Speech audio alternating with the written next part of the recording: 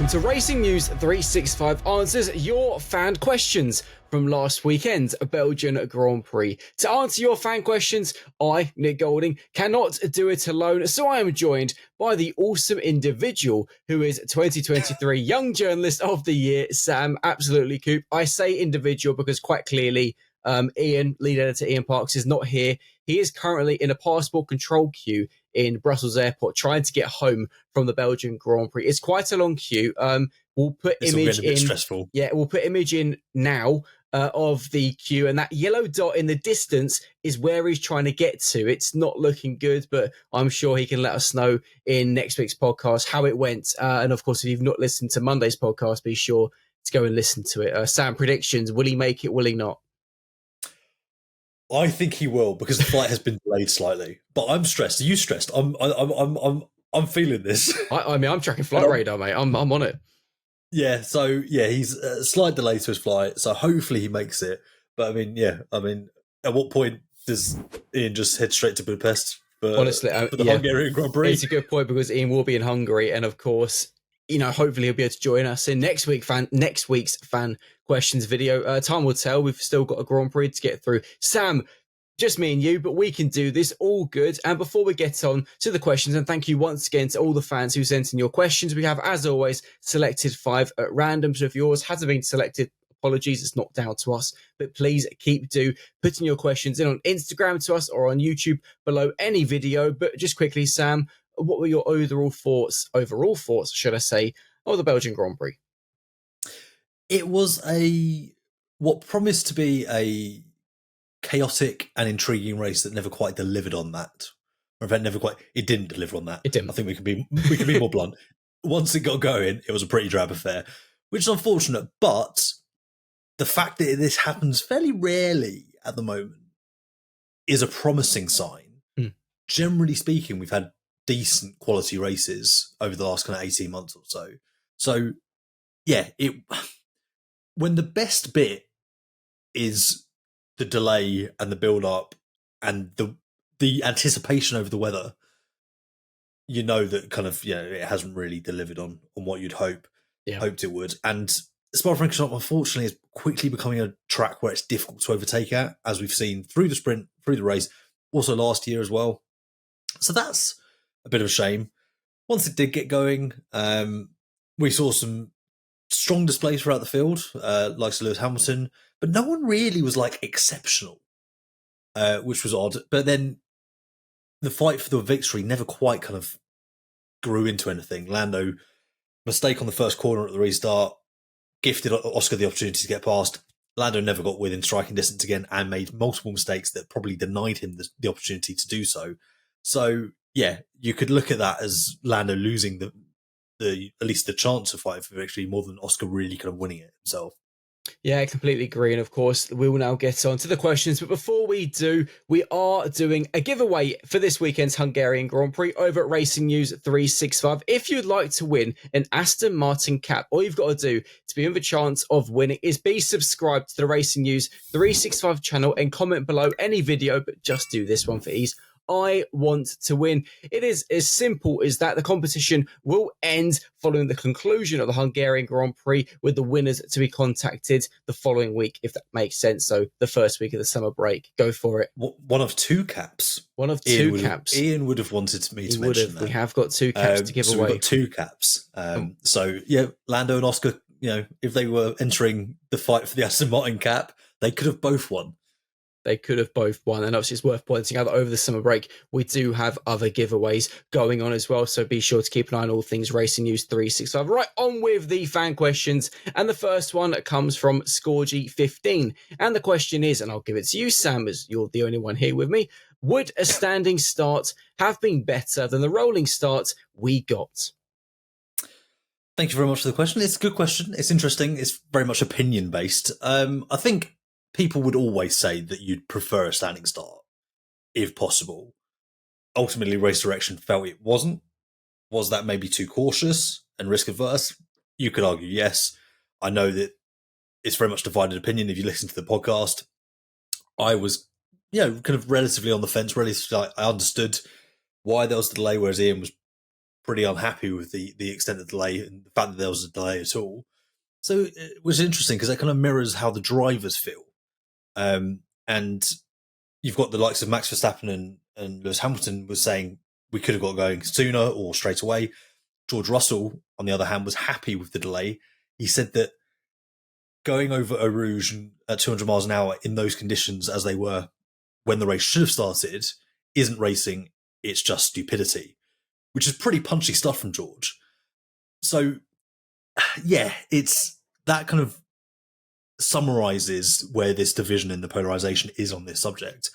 Personally, of course, I would have loved to see a standing start, but ultimately Race Direction didn't feel that was a viable solution, which we kind of have to respect.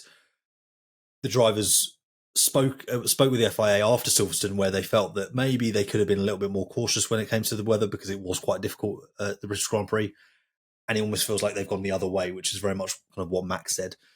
So that's kind of where we are. Nick, I don't know if you feel differently, but I mean, it's a funny one because Lando Norris pointed over the radio that one side of the grid, his side of the grid, the odd number side of the grid, actually was wetter than the other side, obviously. And the reason for that was that the safety car was mainly following the racing line, which of course was going over more of the even side of the grid, if that makes sense. So I think the spray, I don't think was a big problem. But again, I'm speaking from, the watching perspective rather than the driver perspective. And if the drivers said it was okay or not okay, then ultimately they're the ones who can judge. From me, I would have liked to have seen it, as it would have given us hopefully some turn one action, because as I pointed out in the podcast on Monday, the Belgian Grand Prix on Sunday was the first Belgian Grand Prix to be held at Spa-Francorchamps, should I say, not to see a single retirement, with the exception of, I'm not counting 2021, it wasn't a race. So yeah, but effectively, which is a crazy stat, first time in the history of F1 no retirements at Spa. So yeah, an interesting question. Let us know your thoughts in the comments for any of these questions. But yeah, do you think a standing start would have been better than a rolling start? I think yes. Next question, and it comes from Ruarib. What does Max, let me repeat that. Does Max still have a chance in the Drivers' Championship? I will take this one first. And for now, yes. However, this is his last weekend to keep himself in that fight. He's now 81 points adrift of Oscar Piastri, if my maths is correct. What I think for Max is, quite clearly, I think the upgrades worked in Spa. It was just unfortunate with the weather and the fact that Red Bull made the changes to make his car with high downforce more suited to the wet, only for the race to basically be dry. If he had kept his sprint qualifying and sprint race setup, and obviously the paper thin rear wing, I would have been intrigued to see how he got on. Of course, as we know, as revealed by Helmut Marko, Red Bull have further upgrades for this weekend in Hungary. I'm really intrigued to see how Max does, because if Max can get amongst the McLarens, then I think, yes, he will be an outsider, but you can't discount him. If he's comfortably beaten, however, by Lando and Oscar, then I think it is probably then game over with 10 rounds to go after the summer break, because there's a chance he could find himself going into the summer over 90 points adrift, which I think, even for a driver as incredible as Max, that's just too much. Sam? I mean, well, first of all, it's nice to hear you answering that question for once, as opposed Thank you. asking it. So I'm glad you went, because me and Ian have been in the hot seat a number of times on this specific issue. I very much echo what you think. I will also add that I'm not counting Max out until he is, for definite, until he is mathematically out of it, because he is Max. And I think if anyone in kind of contemporary F1 history is capable of kind of somehow salvaging victory from the jaws of defeat, I think it's Max Verstappen. But realistically, for all intents and purposes, if he is not within, if he hasn't reduced the arrears from where they are, which is 81 points, by the end of next weekend in Hungary, then yeah, realistically, it is then a 2-horse race between the two McLarens. So big weekend for him. It will be interesting to see how those upgrades, as you mentioned, perform in dry conditions. Also, a track where, I mean, he had a torrid time of it last year. Particularly in the race, we saw, very sharp edge to Max, shall we say, over team radio in that particular event. So, yeah, I think that's realistically where things are for Max. Helmut Marko has been very positive, saying, well, he's not out of it until he's out of it. Max is like, absolutely not. He's not even in the car, which you have to also respect. So, yeah, I think it pretty much all hinges on this weekend. And even then, it's a slim chance. Yeah, absolutely. Absolutely. Next question, and it comes from Bane_Boo. Will we ever see a wet race again? And it's a funny one because you'd have to say yes, because I imagine we're going to get at least rain at some point in the near or distant future. If we have dry races forever now, that would be quite incredible. But I understand the question. I was just taking the joke a little bit in that I think it's really funny. You look at Sao Paulo last year and the monsoon conditions we had, where actually everybody was saying, even those watching, red flag, this red flag is it's too much. And it wasn't until we had the instance that they eventually stopped it, which I think is really interesting when you look at the conditions there and how long they were allowed to continue for compared to then what we had in Spa. And obviously they had the 80-minute delay. So I think, yes, we are going to have a proper wet race again. But I also think the bigger problem here is the fact that it's Spa. And as Charles Leclerc pointed out, historically, it's just too dangerous in the rain, which goes back to a point I made in the podcast, is that whether now F1 simply has to only go to circuits where it is safe to race in the dry, but also the wet. And quite clearly, going by what happened on Sunday in Spa, F1 don't deem that it is safe to be racing in the wet at Spa anymore. It's a really tricky one, isn't it? I completely echo your sentiment that it is track specific. I do think F1 should still go to these venues that are dangerous and even in changeable conditions, and sometimes you're going to have more involvement from race direction and the FIA to keep it safe.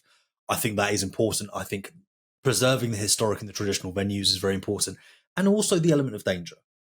Motorsport is dangerous, as Ian said on the podcast. It rightly pointed out.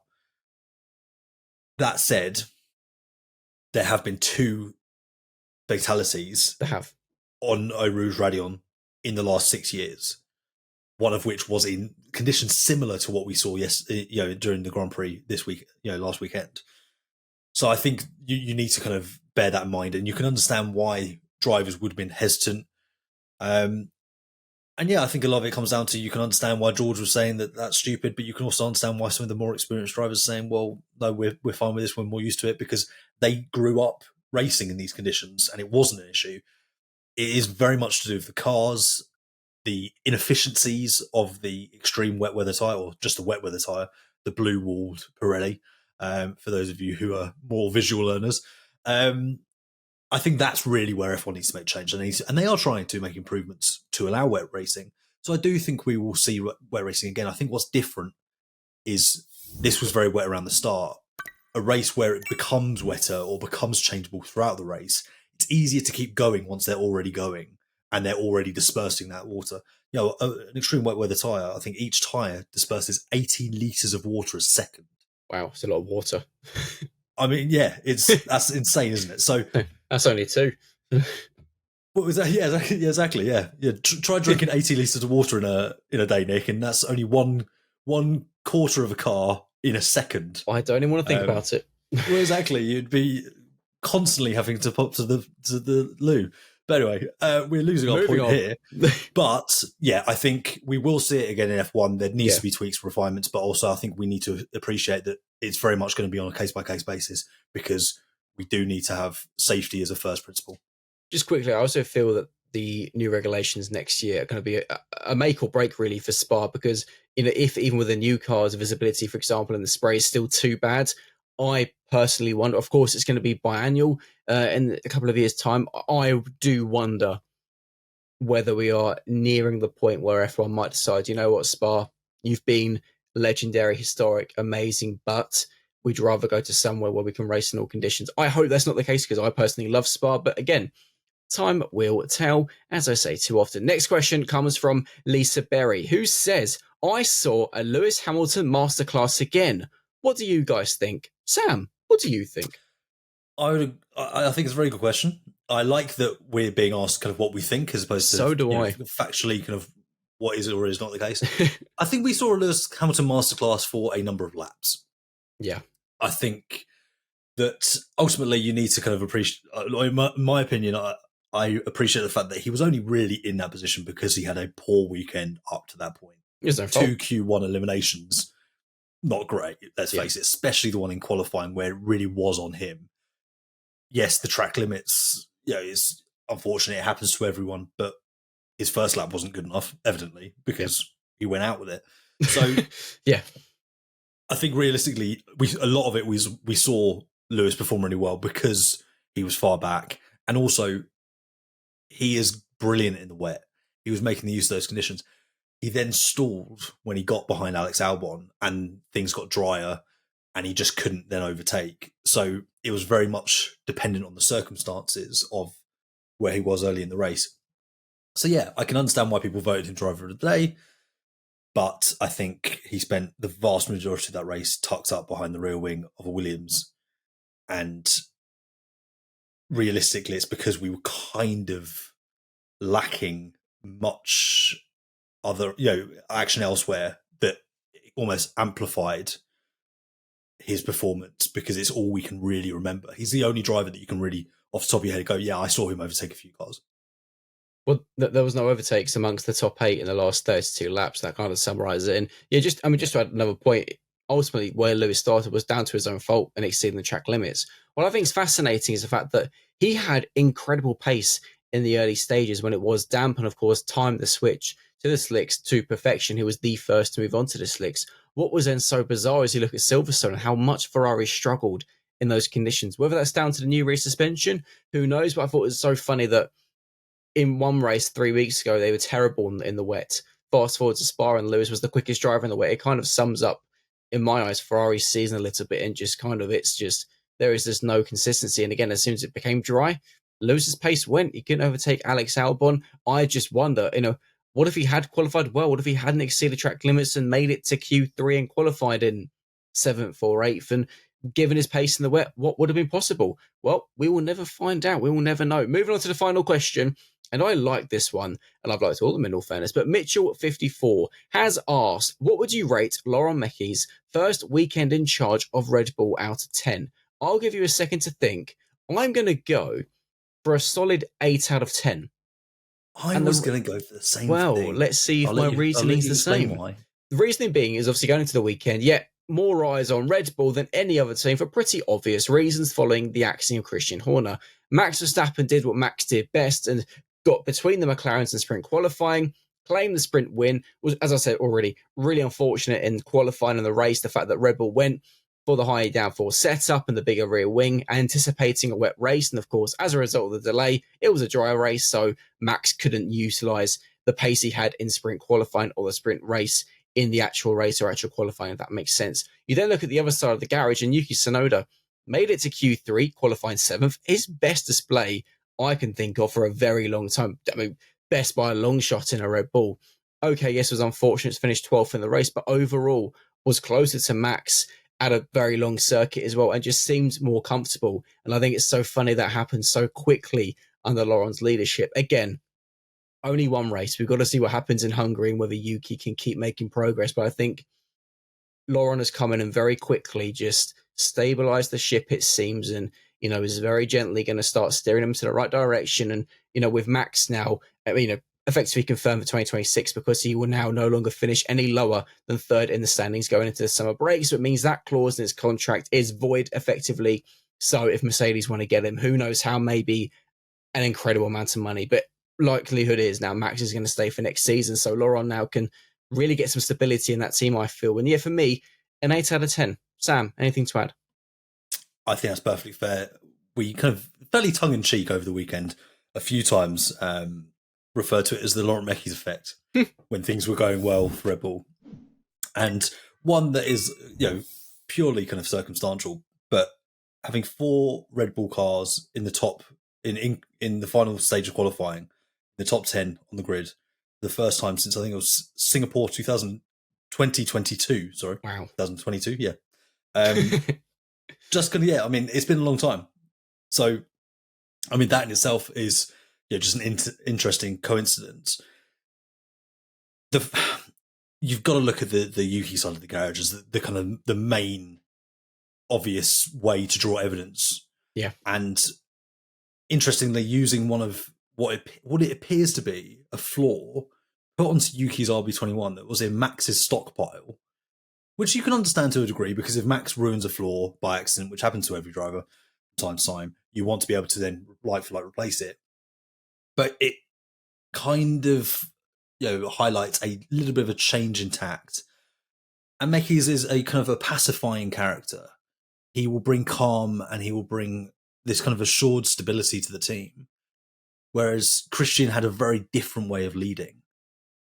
And I think you already started to see that kind of come through, which I think is probably going to be a net positive for Red Bull. So I think it was a strong first weekend. Obviously, Max winning in the sprint, great result. They got brutally unlucky with the decision to change Max to a high downforce setup, and then what transpired as we kind of addressed in the podcast. So yeah, I think they're well set up. The Max staying is kind of lucky that it's happened on this weekend and makes things look better for Mekis, and he's had little involvement in that. Let's face it. But yeah, I think they're well positioned, and I think he will be exactly the kind of leader that they need to be taking the team forward. Sam, amazing stuff. To those who've been watching this video, let us know your thoughts on anything we have answered in the comment section below. Please do smash the like button and, of course, subscribe to the channel, not only if you enjoy our content, but also to be in with a chance of winning one of 2 Aston Martin caps. As I've mentioned, all you've got to do to be in with a chance of winning is be subscribed to this channel and comment below any video. Just do this one. I want to win. Competition will end at the end of the Hungarian Grand Prix. It is as simple as that. So for myself and Sam and Ian, who has made his play, and I will end on that point. See you later. Take care and thanks for joining us.